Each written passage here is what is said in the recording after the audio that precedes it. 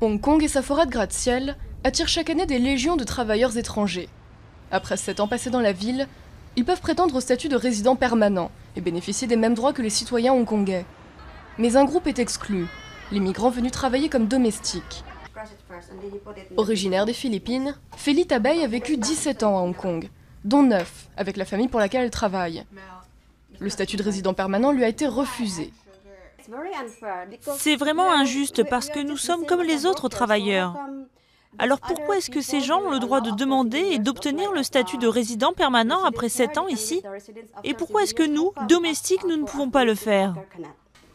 Comme elle, les 300 000 domestiques de la ville sont privés de ce droit. Une situation qui pourrait changer. En 2011, 2 employés de maison ont obtenu le statut de résident permanent. Une décision rejetée en appel par le gouvernement.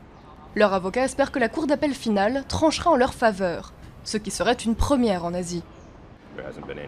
Il n'y a eu aucune véritable étude sur la façon dont ça pourrait bénéficier à Hong Kong. On n'a parlé que des aspects négatifs. Donc cette affaire est aussi importante parce qu'elle nous incite à réfléchir à notre vision de la société, à la façon dont on veut avancer. Est-ce que nous voulons une ville plus cosmopolite, internationale, ou une ville qui est peut-être déjà perçue comme raciste concernant certains aspects liés à cette affaire? Le débat divise la ville. Il y a 2 ans, des personnes ont manifesté contre l'octroi de ce statut domestique.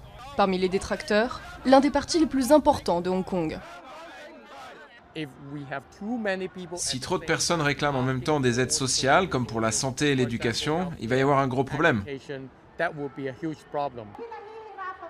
De leur côté, les porte-paroles des domestiques estiment qu'ils ont le droit d'en bénéficier. Nous, les domestiques étrangers, contribuons à l'économie de Hong Kong. Donc nous faisons partie de cette société. Et nous devrions aussi pouvoir bénéficier du statut de résident permanent. Il n'existe aucune estimation du nombre de domestiques qui pourraient demander le statut de résident permanent. Beaucoup, comme Feli, ne comptent pas s'installer définitivement à Hong Kong.